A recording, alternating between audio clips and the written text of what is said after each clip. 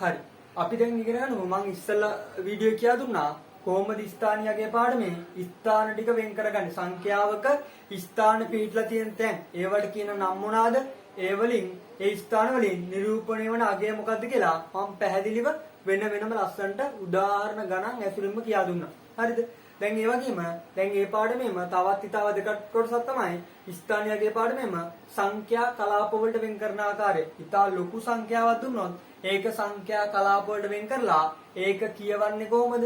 ඒක සංඛ්‍යා කලාප වලට වෙන් කරගන්නේ කොහොමද කියලා මම ඉතා පැහැදිලිව මෙන්න මේ කොටස ඇතුලේ ඉතාමත් ඉස්සලා කොටස වගේම මේ කොටසේ උදාහරණ ගණන් ඇසුරෙන් ඉතාමත් ලස්සනට සරලව පියවරෙන් පියවර කියා දෙනවා. ඒ නිසා ඒ කොටසත් හොඳට අල්ලගන්න.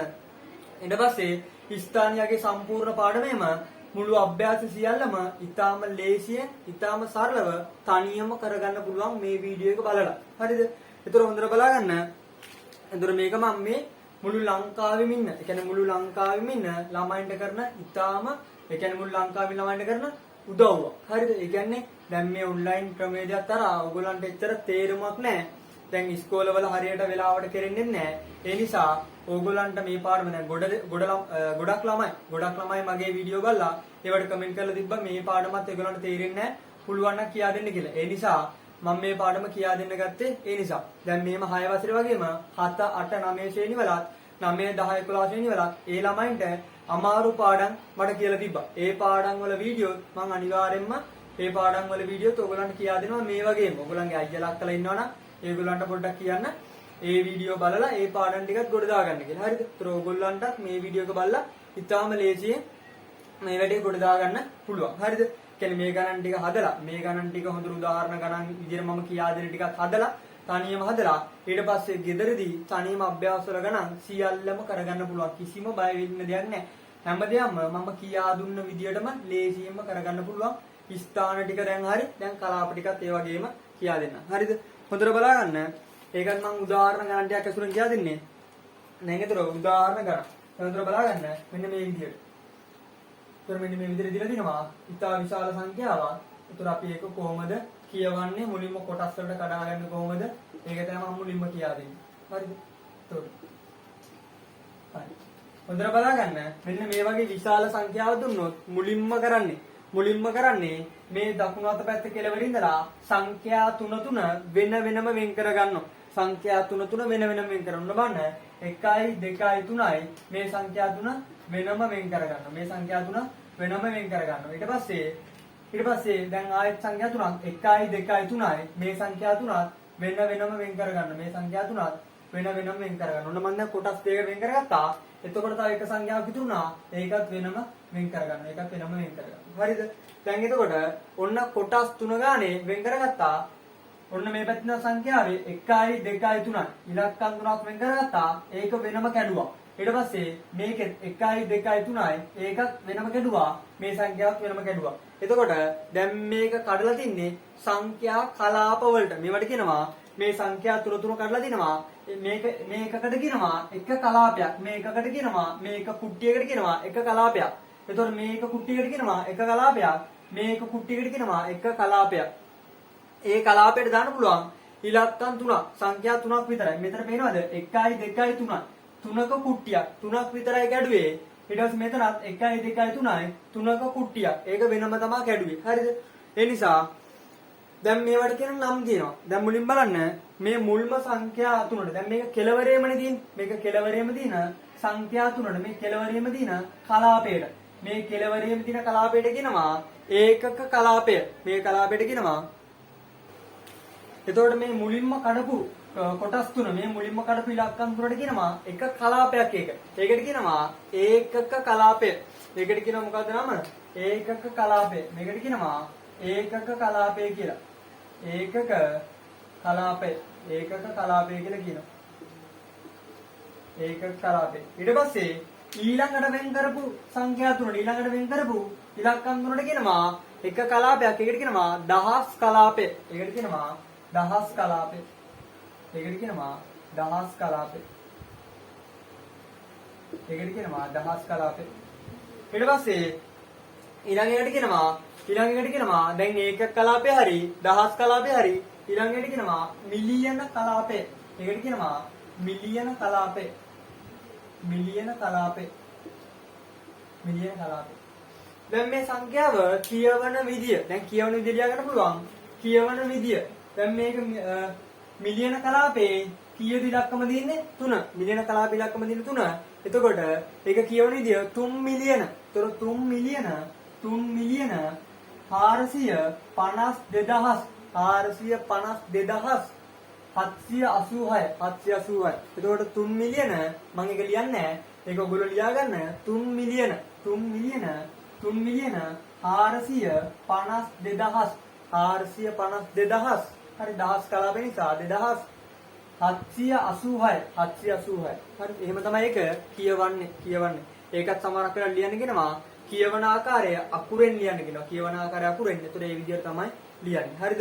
ඒතර මුලින්ම මේක තේරුම් ගන්න ඕන කලාප වලට වෙන් කරපු ආකාරය. කොහොමද මම මුලින්ම කරේ? කොටස් 3. ඒ කියන්නේ ඉලක්කම් 3යි. 1යි 2යි 3යි. මේ 3 වෙනම කලාපයක්. ඊට පස්සේ 1යි 2යි 3යි. මේ 3 වෙනම කලාපයක්. ඊට පස්සේ තියෙන ඉලක්කම වෙනම කලාපයක්. මේකට කියනවා ඒකක කලාපය. මේකට කියනවා දහස් කලාපය. මේකට කියනවා මිලියන කලාපය. හරිද? ඔන්න එතකොට කලාප වලට වෙන් කරන විදිය කියා දුන්නා. ඊට පස්සේ බලන්න තව දිග සංඛ්‍යාවක් ආවොත් ඒකේ කොහොමද කලාප වලට වෙන් කරගන්නේ කියලා. මෙන්න මේ විදියට.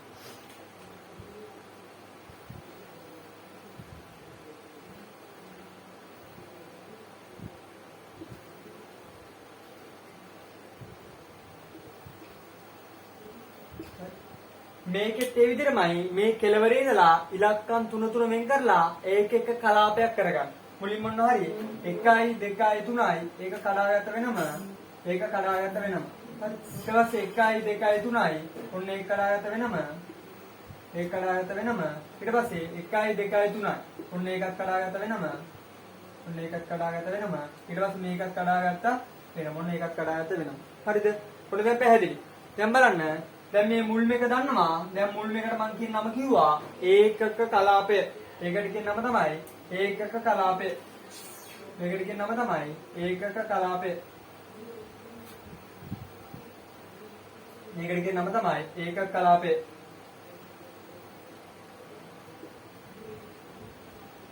ඊට පස්සේ මේකට කියන නම තමයි දහස් කලාපය. ඊට පස්සේ මේකට කියන නම තමයි මිලියන කලාපය.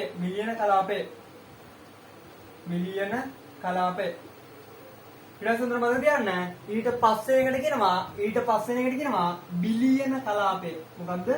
බිලියන කලාපය. ඊට පස්සේ එකට කියනවා බිලියන කලාපය. පැහැදිලිද? දැන් මුලින්ම ඒක කලාපය, ඊට පස්සේ දහස් කලාපය, ඊට පස්සේ මිලියන කලාපය, ඊට පස්සේ බිලියන කලාපය. බිලියන කලාපය. හරි. ඒතර ඒක තමයි මේ ටික තමයි. එතකොට සංඛ්‍යා කලාප වලට වෙන් කරන ආකාරය. හරිද? ඊට පස්සේ හොඳට බලා ගන්න. දැන් එතකොට මේක කියවන විදිය. දැන් කියවන විදිය මම ලියන්නේ නැහැ. ඒක ඔයගොල්ලන්ට කියා දෙනවා. ඕගොල්ලෝ ලියා ගන්න තනියම. හරිද? එතකොට මුලින්ම මේක 5. එතකොට 5 බිලියන ඊට පස්සේ 834 මිලියන 5 බිලියන 834 මිලියන ඊට පස්සේ 921,697 නැවත වරක් 5 බිලියන 834 මිලියන 921,697 හරිද? ඔන්නෝක තමයි කියවන විදිය. සංඛ්‍යාව අකුරෙන් කියවන විදිය. ඒතරක ඔයගොල්ලෝ ලියන්න ඕන. අකුරෙන් සංඛ්‍යාව අකුරෙන්. හරිද? ඒතර මම කියා දුන්නා කලාප වලට වෙන් කරන ආකාරය ඉතාම සරලව උදාහරණ ගණන් ඇසුරේ. හරිද? දැන් එතකොට උදාහරණ ගණන් තුනක් කියා දෙන්නම්. හොඳට බලා ගන්න.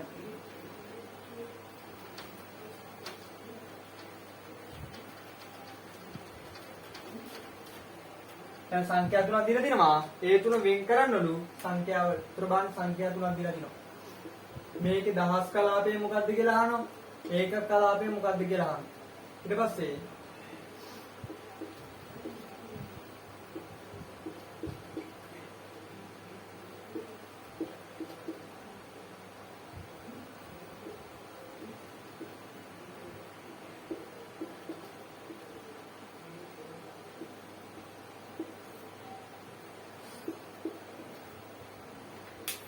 එතකොට මේ කියනවා බිලියන කලාපයේ තියෙන මොකද්ද?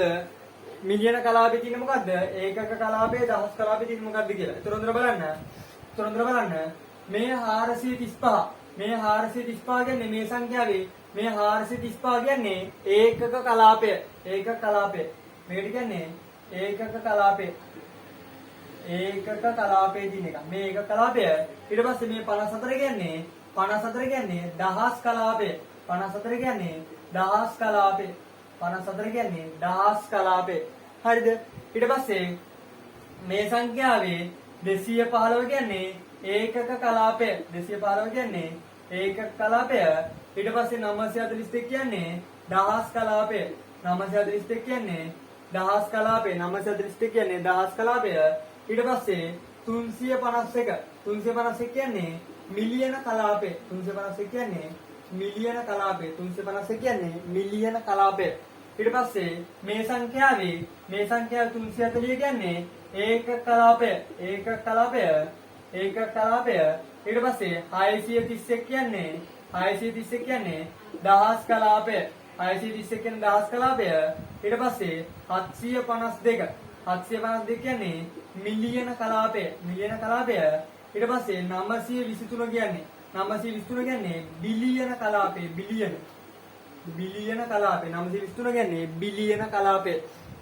ඔන්න එතකොට කලාප කඩාගෙන විදිය උදාහරණ ගණන් තුනකුත් නැවත පාරක් කියා දුන්නා. හරිද? හොඳට මේක මතක තියාගන්න. ඔන්න එතකොට ඔච්චර තමයි මේ කලාප පාඩමේ තියෙන්නේ. එතකොට කලාප පාඩමේ තව පොඩි දෙයක් තියෙනවා. ඒකත් මම දැන් ගන්නන්නම්. සාමාන්‍යයෙන් කියවන ආකාරයයි සාමාන්‍යයෙන් ලියන ආකාරයයි සම්මත විදියට ලියන ආකාරයයි. සංඛ්‍යාවක් සාමාන්‍ය විදියට ලියන ආකාරයයි සම්මත විදියට ලියන ආකාරය දෙකක් තියෙනවා. ඒකෙන් සම්මත විදියට ලියන ආකාරය තමයි ඊටාම හොඳ. ඒක දැන් කියා දෙන්නම් වෙනම. හරිද?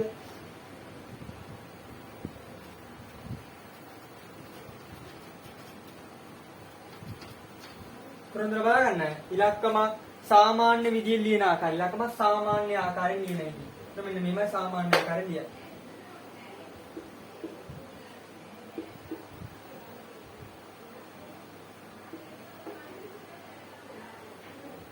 එතකොට හොඳට බලන්න මේ ඇවිල්ලා සංඛ්‍යාවක් සාමාන්‍ය ආකාරයෙන් ලියන විදිය. සාමාන්‍ය ආකාරයෙන්. එතකොට ඔහොම එක පෙළට ලියනවා. මෙහෙම එක පෙළකට ලියනවා කිසිදු හෙඩසක් තියන්නේ නැහැ. එක පෙළට ලියනවා. මේකට කියනවා සාමාන්‍ය ආකාරය කියලා. මේකට කියනවා සාමාන්‍ය ආකාරය කියලා. මේකට කියනවා සාමාන්‍ය ආකාරය. මේකට කියනවා සාමාන්‍ය ආකාරය කියලා. ඊට පස්සේ මේක තියෙනවා මේ සංඛ්‍යාවම සම්මත ආකාරයෙන් ලියන විදිය. මේ සංඛ්‍යාවම සම්මත ආකාරයෙන් කොහොමද? අර විදියට කලාප විදියට ලියාගෙන පොඩ්ඩක් ඉඩ තියලා ලියන්න. දැන් මේ විදියට ඔන්න බලගන්න. 1යි 2යි 3යි එක කලාපයන්නේ 786 ලිව්වා. පොඩි හිඩසක් තිබ්බා. ඊට පස්සේ හිඩසෙන් පස්සේ තමයි ඉතුරු සංඛ්‍යා තුන ලියන්නේ. ඉතුරු කලාපය. එතකොට 2යි 5යි 4යි. එතකොට 4යි 5යි 2යි. මෙන්න මේ වගේ හිඩසක් තියෙනවා. ඊට පස්සේ ඊළඟ කලාපය ලියන්නේ පොඩ්ඩක් හිඩසක් තියෙන. පොඩි හිඩසක් තියලා තමයි ලියන්නේ. කලාප තුන වෙන් කරනවා. හැබැයි වෙන් කරන එකට මුකුත් දාන්නේ නැහැ. ඔන්න මේක එතකොට ඒක කලාපය. මේක එතකොට දහස් කලාපය. මේක එතකොට මිලියන කලාපය. හරිද? එතකොට මේක ඒක කලාපය. මේක එතකොට දහස් කලාපය. මේක මිලියන කලාපය. මෙන්න මෙහෙම හිඩසක් තියලා තමයි ලියන්නේ. මෙන්න මේ හිඩසක් තියලා තමයි ලියන්නේ. පැහැදිලිද ඒක? හැමෝටම මේක ඉතාම සරලව තේරෙන්න ඕනේ. ඒතර මේක සාමාන්‍ය ආකාරය. මේක ඇවිල්ලා සම්මත ආකාරය. සම්මත ආකාරය. ඒ ආකාර දෙකම හොඳට දැනගෙන ඉන්න. හරිද? සාමාන්‍ය ආකාරයයි සම්මත ආකාරයයි. හරිද?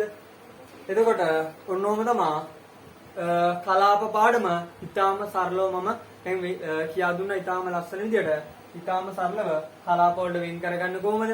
කලාප වලට වෙන් කරගත්තට පස්සේ ඒවයේ නම් කොහොමද? ඒ කලාපේ ඒක කලාපය, දහස් කලාපය, මිලියන කලාපය, බිලියන කලාපය කොහොමද? ඒවා උදාහරණ ගණන් ඇසුරෙන් ඊටාම පිළිවෙලට කලාපයකට වෙන් කරගන්න කොහොමද? ඉලක්කම් 3 ඒවා ඊටා පිළිවෙලට ඊටාම ලස්සනට උදාහරණ ගණන් ඇසුරෙන් කියා දුන්නා. හරි. ඊට පස්සේ තව අමතර දැනුමට ඔයගොල්ලන්ගේ අමතර දැනුමට තව පොඩි දෙයක් කියා දෙන්න තියෙනවා.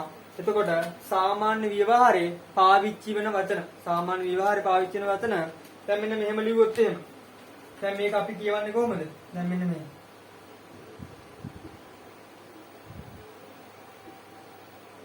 එතකොට මේක අපි කියවන්නේ මේකේ එක කලාපය මේක ඇවිල්ලා දහස් කලාපය. එතකොට මෙතන 100ක් තියෙනවා. මේක කියවන්නේ 100ක් දහස. මේක අපි කියවන්නේ 100ක් දහස කියලා. ඒ වුණාට මේක සාමාන්‍ය ව්‍යවහාරය. කියන්නේ සාමාන්‍ය කියවන්නේ ඔය මිනිස්සු සාමාන්‍යයෙන් කතා කරන්නේ. ඒ වෙදි කියන්නේ මෙන්න මේ සංඛ්‍යාවට කියන්නේ ලක්ෂය කියලා. මෙන්න මේ සංඛ්‍යාවට කියන්නේ ලක්ෂය. ඒ වුණාට ඒක අපි පාවිච්චි කරන්නේ නැහැ. අපි කියන්නේ අපි ගණන් වලදී ගණිතයේදී කියන්නේ 100ක් දහස. ගණිතයේදී කියන්නේ 100ක් දහස. ඒ වුණාට කියවන්නේ ලක්ෂය කියලා. හරිද? සාමාන්‍ය පාවිච්චියේ තියෙන්නේ ලක්ෂය කියලා. ඊට පස්සේ ඒ වගේම දැන් මේ විදිහට දැන් මේ විදිහට එහෙම දැන් මේ විදිහට මේක ඒක කලාපය මේක දහස් කලාපය මේක මිලියන කලාපය කියන්නේ මිලියනයක්. මේක ගණිතයේදී කියන්නේ මිලියනයක්. ගණිතයේදී කියන්නේ මිලියනයක්. ඒ වුණාට මේක සාමාන්‍ය පාවිච්චියදී කියන්නේ ව්‍යවහාරය කියන්නේ සාමාන්‍ය එළියේදී කියන්නේ එළියේදී ඊතර දොරදී කොයි හරි කඩේකදී ව්‍යාපාරයේදී පාවිච්චි කරන්නේ මේකට කියවන්නේ දසලක්ෂය. ඒකට කියන්නේ දසලක්ෂය කියලා. හරිද? දසලක්ෂය. ඒක තුනම මතක තියාගන්න. හැබැයි ගණිතයේදී අපි පාවිච්චි කරන්නේ නැහැ. ගණිතයේදී කියන්නේ මිලියන. ගණිතයේදී කියන්නේ කොහමද? මිලියන. ඒක අමතක කරන්න එපා. හරිද? එතකොට මිලියන 10ක්. ඒතර සාමාන්‍ය ගණිතයේදී කියවන්නේ මිලියන 10ක්. දැන් මිලියන 10ක් සාමාන්‍ය පාවිච්චියේදී දැන් ගණිතයේදී කියන්නේ මේකට මොකද? ඒක කලාපය, දහස් කලාපය, මිලියන කලාපය. ඒතර මිලියන කීයක් තියෙනවද? මිලියන කලාපය 10ක්. ඒතර මේක කියවන්නේ කොහොමද? මිලියන 10. කියන්නේ දස මිලියනය හරි මිලියන 10 හරි. එතකොට ඒක ඒ වුණාට පිටදී ඒ කියන්නේ ගෙදරදී ව්‍යාපාරයේදී පාවිච්චි කරන්නේ මේක නම කෝටිය. කෝටිය කියලා තමයි පාවිච්චි කරන්නේ. කෝටිය කියලා තමයි පාවිච්චි කරන්නේ. හොඳට ඒකත් මතක තියාගන්න. හැබැයි ගණිතයේදී මේ වචන පාවිච්චි කරන්නේ නැහැ. ඊට පස්සේ ඔන්නතර ඒ ටික හොඳට මතක තියාගන්න. මේ ටිකත් හොඳට මතක තියාගන්න. හැබැයි ගණිතයේදී මේ වචන පාවිච්චි කරන්නේ නැහැ. හරිද? මේකට කියන්නේ ගණිතයේදී 100ක් දහස. මේකට කියන්නේ මිලියනය. මේකට කියන්නේ දස මිලියනය. හරිද? හරි. ඔන්න එහෙනම් අමතර දැනුමට ටිකකුත් මම කියා දුන්නා කලාප පාඩමේ සුරෙම්ම. හරිද? ඒවත් අපි දැනගෙන ඉන්න බෑ. දැන් මේවා දැනගෙන ඉඳී නැතුනොත් එහෙම ඒකත් ප්‍රශ්නයක්නේ. ඒ නිසා හොඳට මතක තියාගන්න. මම දැන් කියා දෙන්න පුළුවන් උපරිම සරලාකාරයෙන් ස්ථානීය අගය පාඩම 6 ශ්‍රේණි ළමයින්ට ඉතාම කෙටි කාලයක් ඇතුළත. ඉතාම කෙටි කාලයක් ඇතුළත හරිද කියා දුන්නා උදාහරණ ගණනුත් එක්ක. හරිද? පන්තියක සාමාන්‍යයෙන් ඉස්කෝලේ කරා නම් දවස් 2ක් 3ක් ගත වෙනවා. පන්තිය කරා නම් පැය දෙකටත් වැඩිපුර කාලයක් ගත වෙනවා.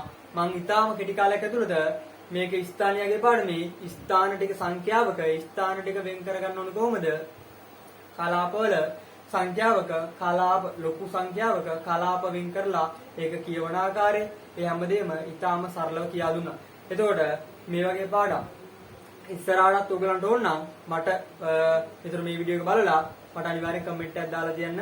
තව ඔයගලන්ට අමාරු පාඩම් මොනවාද? ඒ පාඩම් මම එකින් එක කියා දෙන්නම් ඉතාම සරලව මේ වගේ වීඩියෝ දාලා. හරිද? මේ වගේ වීඩියෝ එකක් දාලා ඔයගලන්ට උදව්වක් කරන්න මට හැකියාව තියෙනවා. එතකොට නැත්තම් මගේ ඔන්ලයින් පන්ති වලට සම්බන්ධ වෙන්න පුළුවන්. Zoom හරහා ඔන්ලයින් පන්ති කරනවා 6 7 8 9 10 11 ශ්‍රේණි වෙනකම්ම සාමාන්‍ය පෙළ 6 ඉඳලා සාමාන්‍ය පෙළ 6 ඉඳලා 11 වසර ශ්‍රේණි වෙනකම්ම ඔන්ලයින් මම පන්ති කරනවා Zoom හරහා. ඔයගලන්ට ඒවට සම්බන්ධ වෙන්න පුළුවන්. මට ඕගොල්ලෝ කෙටි පණිවිඩයක් හරි දාලා තියන්න මෙන්න මේ නම්බරේට 071 35 25 049. හරි. මෙන්න මේ නම්බරේට WhatsApp කරා හරි කෙටි පණිවිඩයක් මට දාලා තියන්න. එතකොට මම ඔයගොල්ලන්ව මේ පන්තියට සම්බන්ධ group එකට join කරගන්න. හරිද? එතකොට ඔන්ලයින් පන්ති ඔන්ලයින් හරහා මම ඊතර පාඩම් ටික වෙන වෙනම කියලා දෙනවා. ඊතර ඔන්ලයින් පන්තියේදී අභ්‍යාස වල ගණන් මම ඒ වෙලෙම එතනම හදවලා ඔයගොල්ලෝ හදනවා. මම මේ ටික වෙන වෙනම බලලා හරිද වැරදිද කියලා කියන වෙලෙම. හරිද? ඒ නිසා එහෙමත් සම්බන්ධ වෙන බ්ලොග් වලට නැත්තම් මේ වීඩියෝ බලලා මේ පාඩම් ටිකත් හොඳටම කොට දාගන්න. දැන් ලංකාවේ කොහෙන් ගියත් ඔන්ලයින් හරහා සම්බන්ධ වෙන්න පුළුවන්. ඒ නිසා ඔන්ලයින් පන්ති වලට ඕන සම්බන්ධ වෙන්න මේ වීඩියෝ මම දාලා තියෙනවා. මම තව 6 වසරට වීඩියෝස් දාලා තියෙනවා. ඒවත් බලන්න. දැන් මේ පාඩමත් හොඳටම කොට දාගන්න. මම හිතා ලස්සනට සරලවම කියා දෙනවා. ඔයගලන්ට තේරෙනවා ඇතිනේ. කියා දෙද්දි. ඒතකොට මේ වගේ ඉතා සරලව කියා දෙන අද පන්ති තාඩුයි හැබැයි ගුරුවරු නම් ඉතා ගොඩ දෙනෙක් ඉන්නවා. හැබැයි මේ වගේ ඉතා සරලව පුංචි දේ ඉඳලා කරන ගුරුවරු සෑහෙන ප්‍රමාණයක් අඩුයි. හරිද? කියන්නේ පාසල් ගුරුවරු වේවා, ටියුෂන් ගුරුවරු වේවා සියල්ලම. හරිද? ඔයගොල්ලෝ බලන්න මගේ වීඩියෝ එක බලලා ඒකද ඒ කියන්නේ සාමාන්‍ය ඒක කියා දෙන විදිහ මම ඉතා සරලව කෙටි ක්‍රමාරා කියා දෙනවා. ඒතර ඒ වගේ අනිත් පාඩම් ටිකත් ඔයගලන්ට ඉතා සරලව ආගන්න ඕන නම් ඔයගලන්ට පුළුවන් එක්ක Zoom මරා අපේ ඔන්ලයින් පන්තියට සම්බන්ධ වෙන්න ඒ විදිහට කරගන්න පුළුවන්. හරි. එහෙනම් හැමෝටම සුබ දවසක්. ආයුබෝවන්.